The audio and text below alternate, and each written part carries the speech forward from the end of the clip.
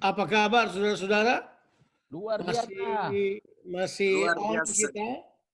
Masih bisa berkonsentrasi Semangat. mungkin sekitar 30 menit ke depan atau mungkin 40 menit. Saya berharap sudah masih bisa tune in. Kita luar biasa ya. 4 sesi yang sudah mendahului kita. It's so much so ya. Itu in season buat kita. Kita butuh sekali hal-hal yang tadi disampaikan buat kita sekalian. Saya mempercayai sudah waktunya pria betul-betul menemukan resources yang tepat. Pria kemudian bisa membangun kehidupan mereka begitu rupa dalam firman Tuhan, dalam pengajaran, dalam mentorship, di dalam hubungan, baik secara keluarga, hubungan persahabatan, atau hubungan intergenerational, yang kemudian nanti itu akan berpengaruh di dalam kita mempersiapkan pemimpin-pemimpin di depan. Nah, hari ini saya tetap akan mengambil tema bersiaplah, tapi bersiapnya ini adalah judulnya adalah bersiaplah untuk bertemu dengan Tuhanmu. So, prepare to meet your God. Setahu saya pernah mengkhotbahkan khotbah ini mungkin 20 tahun yang lalu atau lebih ya. Ini adalah salah satu khotbah yang saya pikir perlu kita dengar, sebab ini adalah sesuatu yang sangat penting. Anggaplah ini sebagai kesimpulan dari apa yang kita bahas panjang hari ini. Saya hanya ingin menarik pesan tersebut. Ayat yang akan saya ambil adalah dari kitab Amos, pasalnya yang keempat, ayat 12 dan 13. Saya menyarankan saudara membaca dari ayat yang pertama tentunya, dari kitab Amos ini. Tapi saya cuma ingin baca ayatnya yang ke-12 dan 13 ya. Apakah saudara perlu kayak PowerPoint begitu? Oke, saya coba saya share screen, mungkin ini jauh lebih baik. Bolehkah punya saya dijadikan co-host supaya saya bisa share screen, supaya saudara bisa mungkin baca PowerPoint yang saya berikan? Boleh? Kalau boleh. Thank you. Ya. Sudah ya? Oke, saya share screen aja. Oke, that's the one. Oke, di manakah dia? Saya ambil dari WhatsApp saya saja. Oke, ini dia. Prepare to meet your God adalah apa yang bakal kita bahas. Jadi judul khotbahnya adalah Prepare to meet your God. Jadi di dalam Amos pasalnya yang keempat, ya. Saya kok kemudian tidak bisa dapat saya punya bahan. Sabar sedikit lagi. Sedikit saja waktu lagi biar saya buka dulu.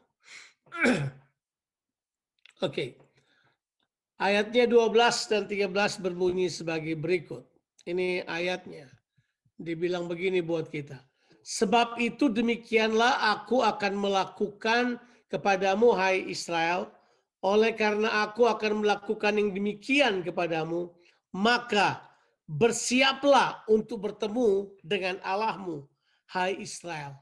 Sebab sesungguhnya Dia yang membentuk gunung-gunung dan menciptakan angin, yang memberitahukan kepada manusia apa yang dipikirkannya, yang membuat fajar dan kegelapan, yang berjejak di atas bukit-bukit bumi.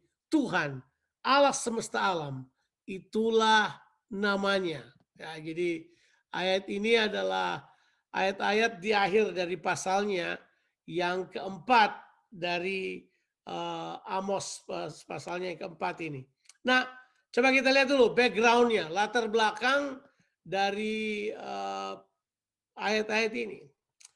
Jadi Tuhan punya kerinduan. Jadi kita mesti tahu Tuhan punya kerinduan.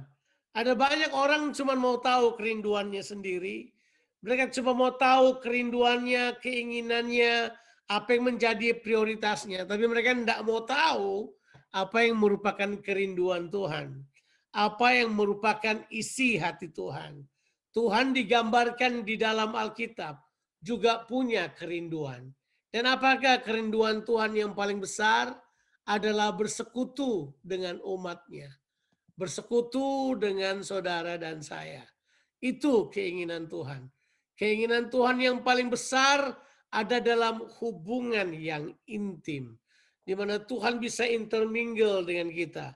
Supaya manusia bisa juga menikmati realita ilahi. Manusia bisa ada bersama-sama dengan Tuhan. Itu keinginan Tuhan. Tuhan kita punya kerinduan. Tapi rupanya bangsa Israel menampik kerinduan Tuhan itu. Mereka tolak kerinduan Tuhan itu. Mereka hanya pikir keinginannya sendiri. Itulah sebabnya mereka terjebak pada ibadah yang palsu, ibadah yang salah, ibadah yang enggak benar, yang tidak seperti yang Tuhan inginkan. Kemudian kita tentu tahu, kalau saudara baca ya, dari ayat yang pertama sampai ayatnya yang ke-10 atau 11, itu 5 kali kata ini muncul. Tuhan katakan, namun kamu tidak berbalik kepadaku. Tuhan punya kerinduan.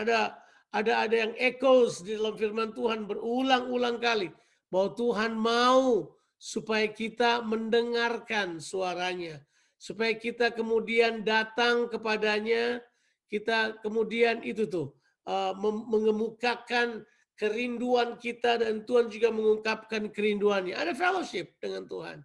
Manusia tidak mau hal tersebut. Manusia menolak hal tersebut. Jadi yang terjadi adalah mereka menolak itu. Mereka tidak mau berbalik. Padahal Alkitab bilang buat kita, itu 5 kali Tuhan tunggu. Tuhan bikin mereka susah. Tuhan kirim masalah buat mereka. Tuhan kirim penyakit sampar. Tuhan kirim banyak hal. Sampai ada kata-kata yang sudah sangat berat ditulis di situ. Tapi mereka tetap tidak mau berbalik kepada Tuhan. Mereka tidak mau datang kepada Tuhan.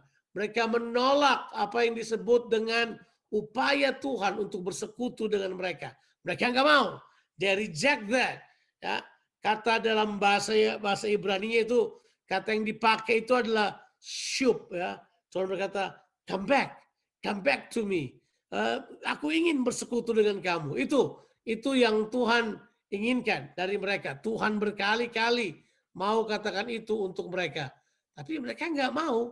Mereka menolak hal tersebut. Mereka tidak inginkan hal tersebut. Mereka hanya ingin urusan mereka sendiri. Nah, Tuhan kembali lagi 5 kali muncul kata itu. Nah, sekarang Tuhan mau berkata gini, that's enough. I want to deal with you now. Sekarang Tuhan mau berurusan dengan kita. Nah, kalau kita pikir Tuhan berurusan dengan kita pikir Tuhan bakal hukum, Tuhan bakal ngamuk. Enggak. Tuhan kita enggak terlalu gampang lost temper lihat manusia yang kayak begitu ya. Tuhan kemudian dengan cinta kasih menolong orang-orang Israel pada waktu itu untuk mengerti kehendaknya. Nah, di sini kemudian kita melihat ya, Tuhan kemudian datang kepada orang percaya sekali lagi. Dia beritahu, dia bilang begini, kamu sekarang bersiaplah untuk bertemu dengan aku. Nah, ini bukan mati. Memang ada beberapa hal di mana saudara bisa ketemu dengan Tuhan. Saudara bisa ketemu dengan Tuhan kalau nanti saudara mati, bisa, itu bisa. Tapi saudara juga bisa bertemu dengan Tuhan kalau kalau saudara sekarang berkata begini, Tuhan, saya mau berurusan dengan Engkau. Saya percaya khotbah-khotbah yang disampaikan dari tadi itu sebenarnya Tuhan ingin berurusan dengan kita. God want to deal with us. He wants to deal with us personally. Secara pribadi dia mau berurusan dengan kita. Nah, kata bersiaplah di situ, sekali lagi, itu adalah sebuah kata yang berurusan dengan kekuatan sikap mental. Ya, bahasa yang dipakai adalah kun, bahasa Ibraninya. Anehnya, kalau yang kita khotbahkan kemarin waktu Abram, kata yang dipakai itu adalah kum. 2 kata yang berbeda, tapi punya hampir mirip arti.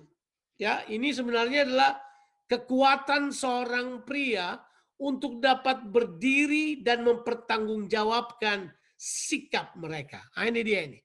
Jadi sebenarnya pembentukan itu di sini, di konteks ini, bahwa pria mau berdiri dan mempertanggungjawabkan sikap dan perilakunya, itu jelas. Nah, ini masalah paling benar. Banyak sekali orang percaya, khususnya pria, mereka tahu semua kebenaran, tapi mereka tidak bisa berdiri untuk mempertanggungjawabkannya. Mereka lemah dalam titik ini. Sebenarnya kekuatan pria ada di situ. Seandainya pria bisa berdiri dan kemudian mempertanggungjawabkan sikap dan perilakunya, something is going to happen. Ya, sesuatu pasti terjadi. Saya percaya hal tersebut. Cuman sayangnya, ini dia ini. Kita seringkali terjebak pada semua ritual, semua kebiasaan.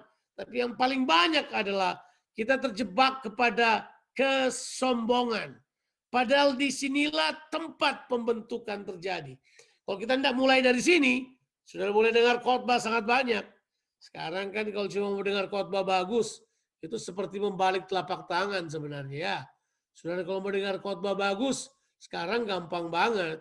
Iya, itu saudara tidak perlu rasa aneh-aneh mengenai hal tersebut.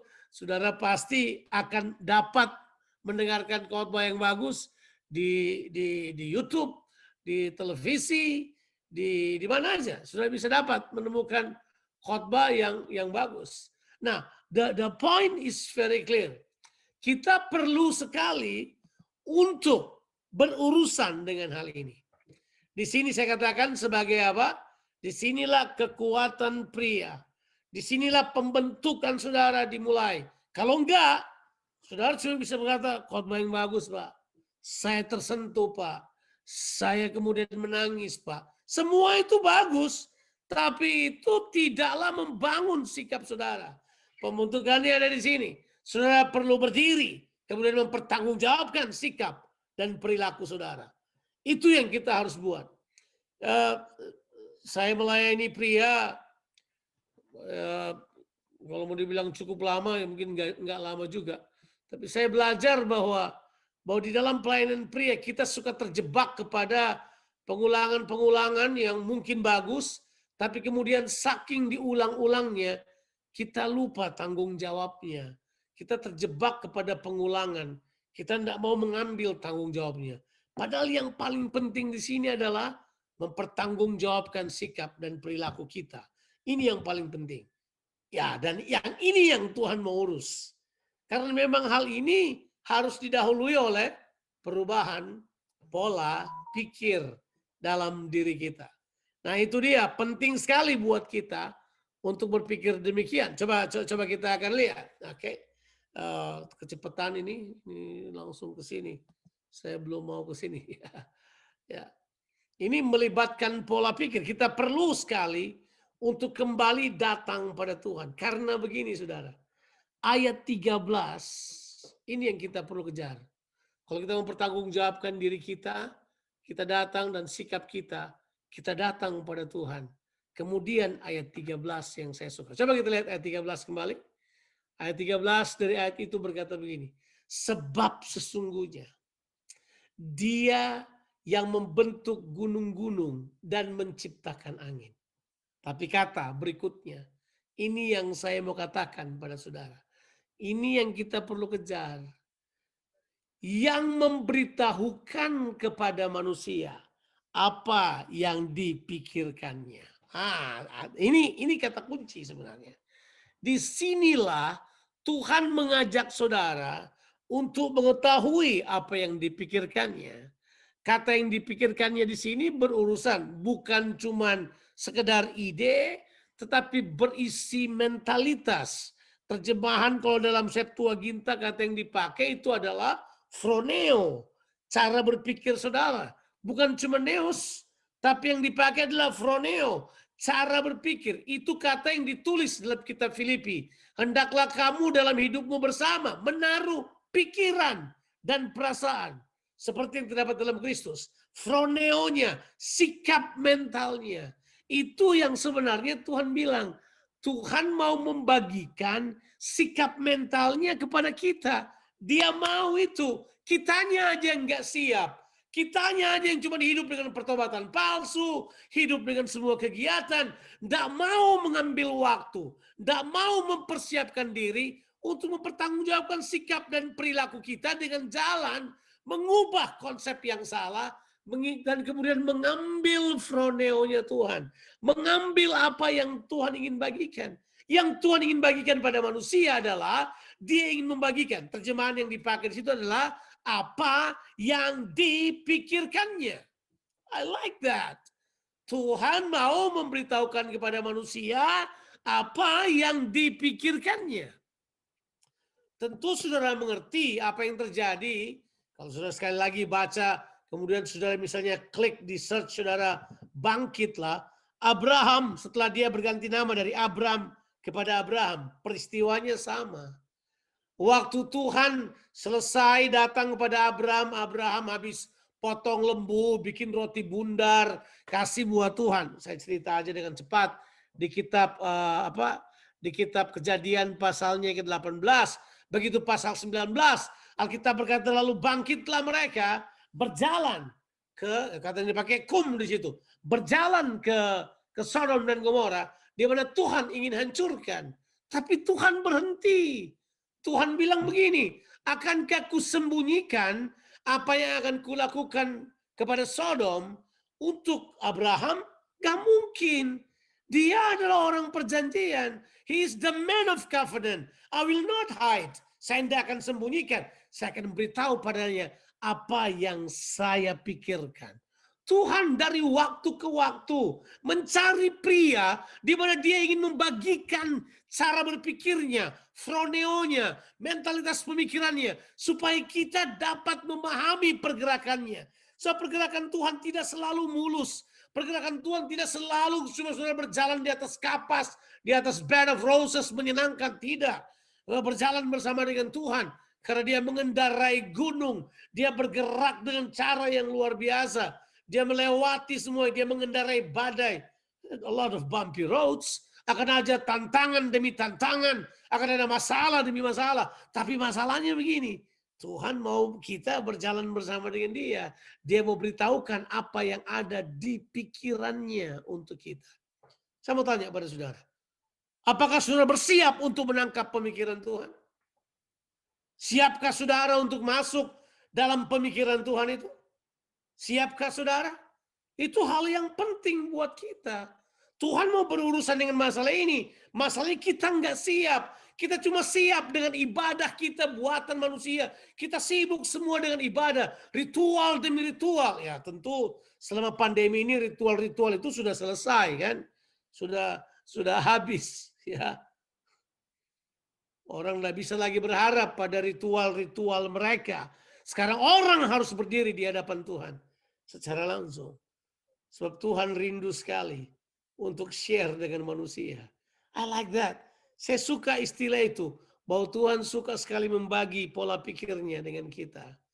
Ya, saya suka membangun disiplin pribadi. Salah satunya adalah saya suka kalau bertanya pada Tuhan. Karena kita bilang kan ask.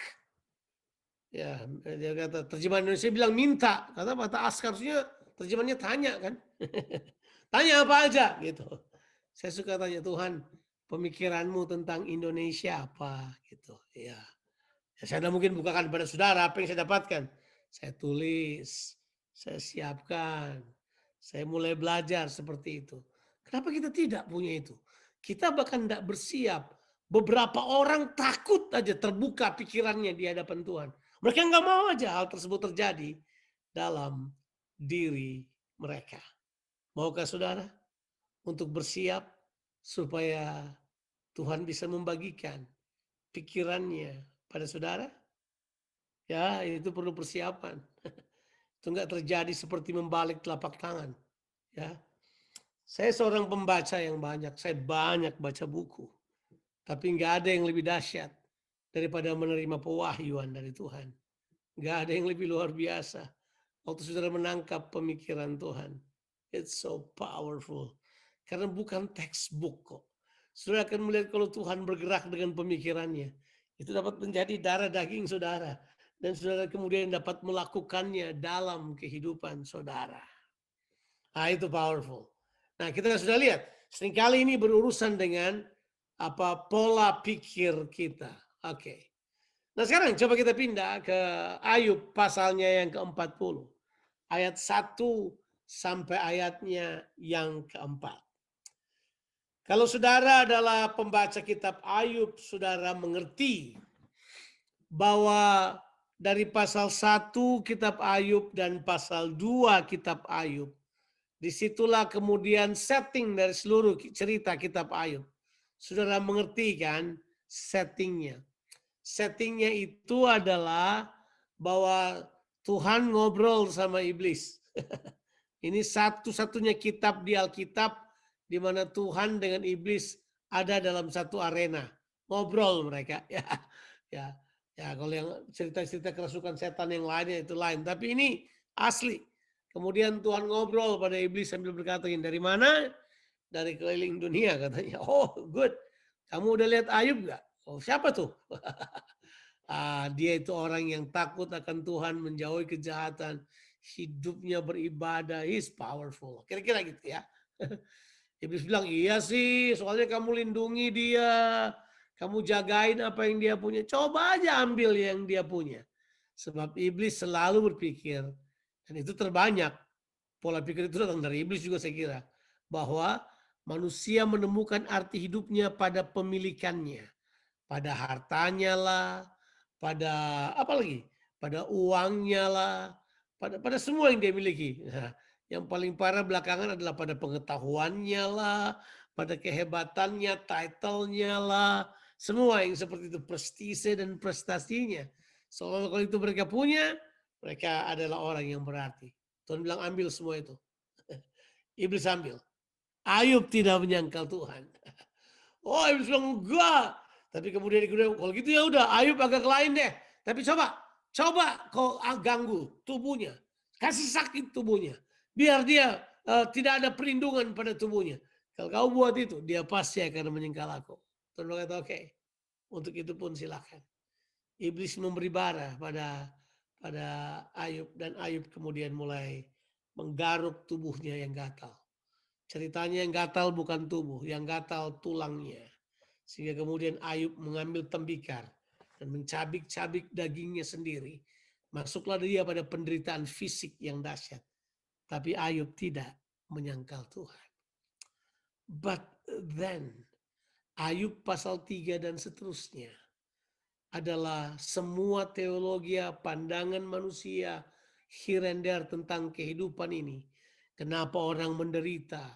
Kenapa orang mengalami kesusahan? Mengapa kita berhadapan dengan pandemi dan seterusnya? Oh, people would have their own opinion berdasarkan pemandangan teologi ini dan seterusnya. Mereka berdebat dengan Ayub dan seterusnya. Yang jadi masalah, ini dia. Ayub adalah seorang benar. Cuma dalam keadaan tertekan. Dan semua orang bisa seperti ini. Ayub membenarkan dirinya. Kalau orang tanya pada saya sebelum pasal 42 kitab Ayub, siapakah Ayub? Saya akan menyebutkan Ayub yang sebenarnya setelah membaca seluruh kisahnya. Ayub adalah orang benar yang membenarkan dirinya. Dan di hadapan Tuhan, itu adalah hal yang salah. Itu tertulis di ayatnya yang ketiga dari Ayub pasalnya ke-40. Ayat 1 sampai ayatnya yang keempat. Coba kita lihat. Maka dari dalam badai Tuhan menjawab Ayub. Bersiaplah engkau sebagai laki-laki. Aku akan menanyai engkau. Dan engkau memberitahu aku. Ayat yang ketiga. Apakah engkau hendak meniadakan pengadilanku? Mempersalahkan aku supaya engkau dapat membenarkan dirimu? Apakah lenganmu seperti lengan Allah? Dan dapatkah engkau mengguntur seperti dia? Dan seterusnya sudah bisa baca tentunya. Ayub pasalnya ke-40. Saya bisa baca sampai ayat yang ke-7. Kata bersiaplah di kata yang tadi. Yang dibilang begini. Kata itu berbunyi begini. Bersiaplah. itu ya. Bersiaplah engkau sebagai laki-laki. Ya, tak? Bersiaplah engkau sebagai laki-laki. Apa yang terjadi di situ, saudara? Yang terjadi di situ, kata bersiaplah di situ agak beda dengan yang tadi. Bersiaplah di situ seperti begini. Ikatlah pinggangmu. Gird up your loins. Ikat pinggangmu. Because what you are going to face is different. Sebab apa yang kamu hadapi agak berbeda. Ikatlah pinggangmu. Bersiaplah sebagai laki-laki. Sekali lagi.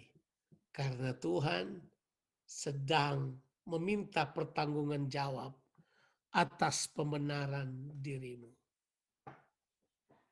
Ya, masalah pria adalah pembenaran diri. Oh my God. Saya layani pria cukup banyak. Dan yang berat dari pria adalah begini. Dia kira kalau dia sudah tahu, itu berarti dia sudah tahu. Dia tidak perlu lagi menerima masukan. Dia membenarkan dirinya. Mengetahui kebenaran sampai basis itu bisa keliru. Orang bisa salah. Bisa salah. Saya masih ingat ya, saya bersama dengan pria sejati dari tahun 97. Ya, saya ada dengan Men's Network. Ya, tentu bersama dengan Pak Edi Leo, saya sempat ada di board dari Men's di Indonesia tahun 97 sampai 2004. Saya masih mengingat ada banyak sekali hamba-hamba Tuhan yang menolak pria sejati. So berkata ini, apa kita tidak tahu ini? Kita sudah tahu. Oh, kita udah ngerti, siapa bilang tidak? Pembenaran diri karena pengertian pada kebenaran diri adalah musuh utama dari kasih karunia. Harusnya kita rendah hati aja berkata, oh ya, saya mau merendahkan diri saya. Saya mau terima apa yang Tuhan katakan kepada saya. Tapi terbanyak kita enggak. Loh, wong kita tahu kok. Kita baca Alkitab yang sama kok. Kita juga bisa beli buku Jonathan Louis Cole kok. Tapi ketika itu diperhadapkan dengan sesuatu yang meminta pertanggungan jawab pribadi kita atas keseringannya kita membenarkan diri kita, banyak pria yang kemudian hancur sendiri. Sebab ini yang paling luar biasa. Pembenaran diri akan menuntun pada kemunafikan. Sebab kebenaran diri manusia itu yang disebut dengan kemunafikan. Kata kemunafikan dalam perjanjian baru muncul berkali-kali. Dan orang terbanyak yang menggunakan kata kemunafikan itu, tebak siapa saudara? Yesus sendiri. Dia menggunakan kata kemunafikan terbanyak yang dia address kepada siapa saudara? Orang-orang Farisi, tokoh-tokoh agama, pemuka-pemuka agama. Dia address kata munafik itu terbanyak. Dan kata munafik itu punya pengertian adalah false kind of righteousness. Kebenaran yang palsu. Itu yang kita sebut dengan pakai topeng kebanyakan. Kata kemunafikan berasal dari bahasa Yunani hipokretea yang artinya adalah istilah yang dipakai untuk para aktor dan aktris dalam memerankan peran ganda. Mereka harus memakai topeng. Itu yang dikatakan dengan hipokretea, kemunafikan. Kita bermain kemunafikan di gereja, di rumah, di mana aja. Kita mempertontonkan kemunafikan demi kemunafikan. Kita gagal untuk berdiri mempertanggungjawabkan hal tersebut. Bahwa kita sedang berjalan dengan kebenaran palsu. Tahu nggak? Orang kalau munafik itu ciri utamanya apa? Suka salahkan orang lain. Ya, suka sekali nyalain orang lain. Kalau ada orang cerita selain orang, mereka akan ada di situ menggosok sip. Mereka akan dengan senang hati cerita demi cerita untuk menyalahkan orang lain. Mereka suka menjual informasi kejatuhan orang, kelemahan orang. Mereka suka sekali menjual hal tersebut. Mereka menganggap itu berita yang akan membuat mereka lebih pamor kalau tahu Ada orang yang jatuh dan dia dibagikan kepada orang lain. Kemunafikan sangat mengerikan. Ya.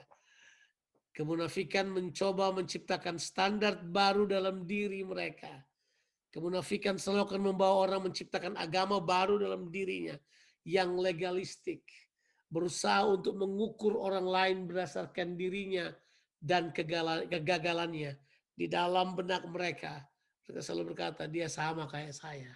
Saya jatuh di sini, dia juga pasti sama. Kalau saya gagal di sini, dia juga sama dengan saya. Dia kira dia Yesus. Dia jadi standar bagi semua manusia. You are not a standard. Kamu sedang berjuang dengan standar itu. Kamu bukan standar. Yesus adalah standar. Dia paradigmanya. Dia tolok ukurnya. Dan orang yang membenarkan diri selalu akan terjebak pada kedagingan. They hide things. Mereka izinkan hal tersebut berkecamuk dalam diri mereka. I can go on and on untuk membahas hal yang seperti ini, saudara. Tapi kita harusnya berhenti aja di sini. Saya cuma mau kita sekalian bangkit, ikat pinggang kita sebagai laki-laki. Kemudian berkata, Tuhan, tidak ada kebenaran dalam diri saya. Kebenaran saya seperti kain kotor. Saya nggak pintar untuk hidup seperti ini. Saya perlu anugerah-Mu. Sebenarnya itu yang coba Tuhan tawarkan buat kita. Itulah sebabnya kalau saudara baca kitab Ayub, pasal 42. Ayub tunduk, dia jatuh ke tanah, dan kemudian dia duduk dalam debu dan abu. Kemudian dia berkata begini, aku akan mencabut perkataanku. Aku akan mencabut perkataanku yang aku ucapkan tanpa pengertian. Karena dia telah membenarkan dirinya. Pria, battle with this. Kita nggak ukur orang lain dengan itu. Ya, sering sekali dalam pelayanan pria kita berusaha compete pelayanan mana yang lebih bagus, apa yang lebih ini. Nggak ada itu. Kita tinggalkan hal tersebut. Mari kita berdiri di hadapan Tuhan. Kita ikat pinggang kita. Kita bersiap sambil berkata kepada Tuhan, Tuhan, berurusanlah dengan diriku. Tuhan, aku mau topeng-topeng ini tanggal. Aku mau kebenaran-kebenaran palsu ini berhenti terjadi dalam diri saya. Aku mau bahwa aku akan hidup seperti yang kau inginkan. Aku tidak bisa lagi hidup seperti ini. Bersiaplah, sebab Tuhan sedang masuk di dalam kehidupan kita. Dan dia mau berkata begini, kebenaranku lah yang akan menjadi bahagianmu. Kebenaranku lah yang akan memerintah kehidupanmu. Kebenaranku lah yang akan kemudian establish kehidupanmu. Supaya kamu dapat hidup seperti yang Tuhan kehendaki. Tuhan memberkati kita sekalian. Mari kita tundukkan kepala beberapa waktu ini. Saya nggak tahu apa yang saudara pikirkan. Saya nggak tahu apa yang perlu saudara persiapkan. Bersiap untuk apa sih ini? Yang pertama kita bersiap pada season di mana Tuhan mau berbagi pikirannya dengan kita. Sudah siapkah kita? Sudah siapkah kita untuk menerima pikiran-pikiran Tuhan masuk dalam kehidupan kita? Saya yakin begini, gak ada seorang pun dari kita yang dapat berhenti melayani Tuhan sampai Tuhan datang menjemput kita. Gak ada, gak ada. Organisasi gereja kita tidak bisa hentikan kita untuk melayani. Teman-teman kita tidak bisa hentikan kita untuk melayani. Gak ada yang bisa. Ya. Kita harus melayani dengan standar Tuhan. Dan Tuhan sedang menarik kita sambil berkata begini, ini pikiranku, bersiaplah untuk menerimanya. Can you handle the truth? Dapatkah saudara handle kebenaran yang Tuhan bakal sampaikan buat saudara? Bersiaplah untuk hal tersebut. Bersiaplah berurusan dengan pembenaran diri yang seringkali datang kita, yang membuat kita jadi lebih jauh dari Tuhan. Mari kita berdoa. Bapa di sorga, dalam nama Tuhan Yesus Kristus, hamba-Mu sangat terbatas. Sangat terbatas untuk menjelaskan. Sangat terbatas untuk memberi pengertian. Tapi hamba percaya bahwa Engkau sanggup memberi pengertian oleh Roh-Mu yang kudus. Terobosi kami Tuhan. supaya lebih daripada sekedar cuman kulit-kulit luar keagamawian kami yang muncul. Kami mau Tuhan terobosi kami dengan pedang yang menusuk ke dalam, yang dapat memisahkan hati dari jiwa, roh dari jiwa, terobosi memisahkan sum-sum dari tulang-tulang itu. Ketajaman firman-Mu sanggup melakukannya. Sebab enggak ada pun dari kami yang sanggup berdiri di hadapan-Mu tanpa anugerah-Mu, tanpa kebenaran yang Yesus kerjakan di salib. Berkati kami Tuhan, biar kami hidup seperti yang Kau kehendaki. Dalam nama Tuhan Yesus Kristus. Haleluya. Amin. Thank you. Tuhan memberkati kita sekalian. Amin.